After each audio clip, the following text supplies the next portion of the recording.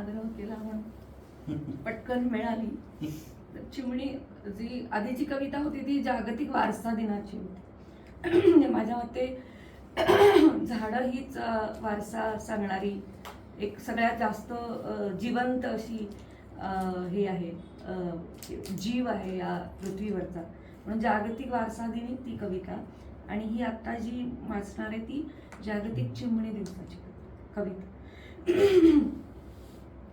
दूध भात मऊ ऊन ऊन खाऊ, दूध भात मऊ ऊन ऊन खाऊ, आईचं बोट मैत्रीण चिऊ, आईचं बोट मैत्रीण चिऊ, शहाण्या चिऊचं मेणाचं घर, शहाण्या चिऊचं मेणाचं घर, मोती सापडला की उडून जाईल भूर, मोती सापडला की उडून जाईल भूर, किरीमिजी रंगाची गोड गोड गाणारी, किरीमिजी रंगाची गोड गोड गाणारी, चिऊ माझी होती नेहमीच हसणारी, चिऊ माझी होती नेहमीच हसणारी.